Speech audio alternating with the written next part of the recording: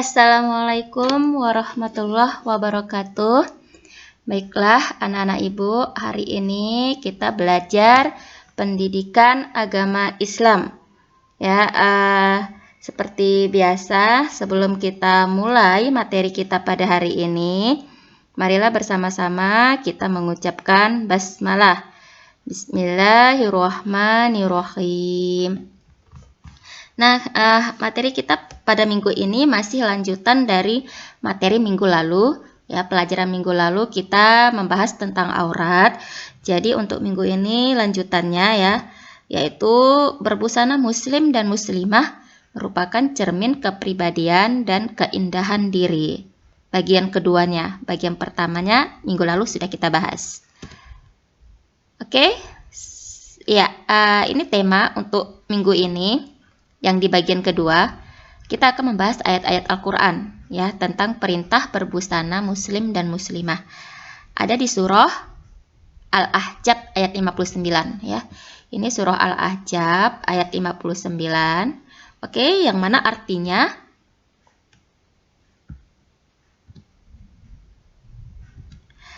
ya ini. Hendaklah mereka menjulurkan jilbabnya ke seluruh tubuh mereka. Yang demikian itu supaya mereka lebih mudah untuk dikenal. Karena itu mereka tidak diganggu. Dan Allah adalah Maha Pengampun, lagi Maha Penyayang. Ya, ini perintah bagi kamu, wahai perempuan, untuk menjulurkan jilbabmu ke seluruh tubuh kamu. Ya, agar apa? Agar kamu lebih mudah dikenali. Kemudian apalagi? Agar kamu ya tidak diganggu. Ya, agar kamu juga merasa nyaman dan tentram. Nah, selanjutnya ya, isi kandungan surah Al-Ahzab ayat 59. Yang pertama, jadi surah Al-Ahzab ini diturunkan ya berisi yang pertama itu Nabi Muhammad Shallallahu Alaihi Wasallam diperintahkan untuk menyampaikan pesan kepada para istrinya dan juga wanita mukminah termasuk anak-anak perempuan beliau untuk memanjangkan jilbab mereka dengan maksud agar dapat dikenali dan juga membedakan dengan perempuan non mukminah. Ya, jadi ini yang pertama ini kandungan dari surah Al-Ahzab ini Nabi Muhammad diperintahkan oleh Allah untuk menyampaikan kepada para istri Rasulullah, kepada para perempuan-perempuan mukmin, ya, atau perempuan-perempuan muslim dan kepada anak-anak perempuan untuk memanjangkan jilbab. Jadi jilbab itu harus dipanjangkan dengan maksud agar dapat dikenali dan juga membedakan perempuan non-mukminah dengan perempuan mukminah. Nah, yang kedua adalah dengan mengenakan jilbab, para wanita muslim tidak akan diganggu karena orang lain mengetahui bahwa dia adalah seorang mukmin yang baik ya atau mukminah yang baik. Jadi dengan wahai kamu perempuan, dengan kamu mengenakan jilbab, ya perasaan kamu tuh pasti lebih nyaman ya. Karena apa? Karena ada yang jaga. Ya, Allah Subhanahu wa taala sendirilah yang menjaga perempuan-perempuan mukmin yang mengenakan jilbabnya. Ya, karena kamu sendiri ya, karena kamu sendiri juga sudah mencerminkan sebagai seorang perempuan mukminah yang baik sehingga ya kamu jauh dari gangguan-gangguan orang-orang yang ingin berbuat jahat dari kamu. Oke, selanjutnya ya ini asbab ya atau asbabun. Asbab ini sebab ya, sebab-sebab. Jadi surah Al-Ahzab ini diturunkan karena apa? Karena adanya gangguan kafir Quraisy terhadap para wanita muslim, khususnya para istri Rasulullah Shallallahu Alaihi Wasallam yang menyamakan mereka dengan budak. Pada zaman itu budak tidak mengenakan jilbab. Untuk itu ayat ini diturunkan untuk melindungi kenyamanan serta kehormatan para wanita muslim. Ya, jadi surah Al-Ahzab tadi nih guys ya. Ayat 59 tadi diturunkan Allah dengan maksud dengan maksud agar para kafir Quraisy tidak mengganggu ya para istri Rasulullah pada saat itu. Jadi pada saat itu perbudakan merajalela ya, budak itu dianggap sangat tidak bagus ya.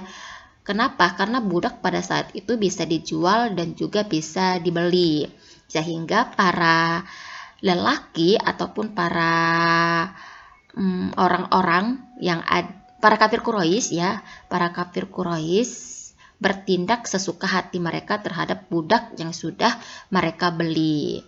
Ya, jadi untuk membedakan perempuan-perempuan budak pada saat itu, ya turunlah ayat ini, yaitu surah Al-Ahzab 59 ini memerintahkan ya kepada istri Rasulullah, kepada anak-anak Rasulullah, dan kepada para perempuan mukminah lainnya untuk mengenakan jilbab, agar para kafir Quraisy yang ingin berbuat jahat, yang ingin berbuat semena-mena bisa mengenali, oh ternyata dia bukan budak, oh ternyata dia seorang perempuan mukmin yang baik gitu, oh ternyata dia istri Rasulullah, dia mengenakan jilbab, oh ternyata dia anak Rasulullah yang mengenakan jilbab, begitu ya.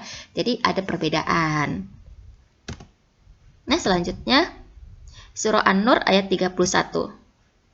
Ya, ini surah An-Nur ayat 31 ya. Artinya, ya terjemahan surah An-Nur ayat 31, katakanlah kepada wanita yang beriman, hendaklah mereka menahan pandangannya dan kemaluannya, dan janganlah mereka menampakkan perhiasannya, kecuali yang biasa nampak daripadanya. Dan hendaklah mereka menutupkan kain kerudung ke dadanya. Ya, dan janganlah menampakkan perhiasan kecuali kepada suami mereka, ayah mereka, atau ayah dari suami mereka, putra-putra mereka, atau putra-putra dari suami mereka, ataupun saudara-saudara laki-laki mereka. Mereka ini perempuan ya. Ya, yang kita bahas ini adalah tentang masih seputar perempuan. Jadi surah An-Nur ayat 31 ini yang memerintahkan kepada seorang perempuan untuk menahan pandangannya. Ya, jadi wahai perempuan, pandangan kamu jangan terlalu liar banget ya. Kemudian menahan juga kemaluannya ya.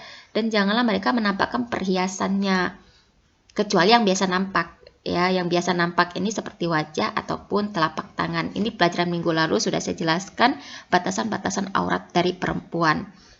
Nah, dan hendaklah kamu, wahai perempuan, menutupkan kain kerudung ke dada kamu. Ya, jadi kain kerudung itu jangan cuma sebatas leher, tapi sampaikanlah kain kerudung itu sampai ke dada kamu. Dan jangan pula kamu nampakkan perhiasan kamu. Perhiasan itu apa? Aurat ya.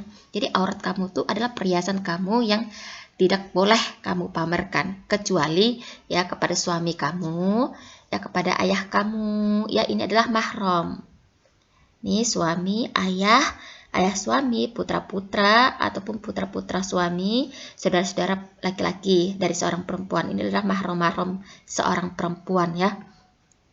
Namun yang diperbolehkan untuk melihat mereka ini, mahram kita ini, boleh melihat aurat kita ya.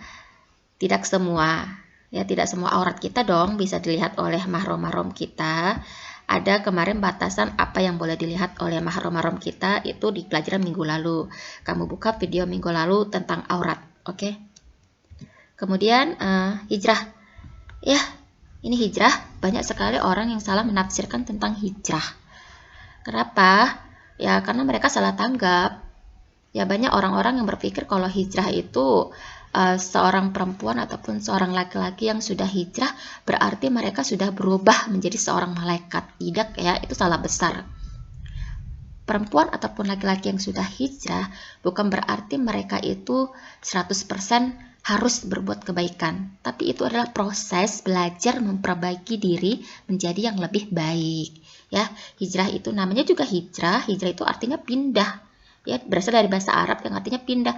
Pindah dari yang dulunya mungkin tidak baik atau buruk ya menjadi ya memperbaiki diri menjadi yang lebih baik ya, tapi bukan berarti lebih baiknya di sini total dia berubah 100% menjadi orang-orang yang tidak bisa salah, tidak ya. Namanya juga manusia dong, manusia juga tidak lepas dari khilaf dan salah ya. Jadi hijrah ini hanya proses usaha belajar seseorang untuk memperbaiki dirinya.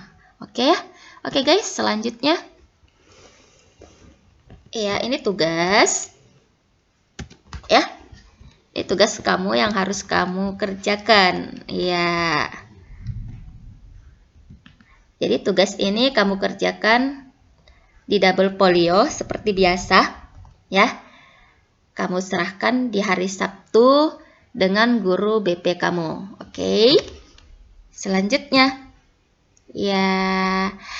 Oke, itu saja ya materi kita pada hari ini ya. Saya harapkan untuk materi minggu ini kalian bisa memahami ya makna yang ingin saya sampaikan. Jadi kepada anak-anak ibu ya, saya harapkan ya tidak ada kesalahan untuk tugas-tugas yang saya berikan. Oke. Cukup sekian ya. Alhamdulillah. Cukup sekian. Terima kasih. Assalamualaikum warahmatullahi wabarakatuh.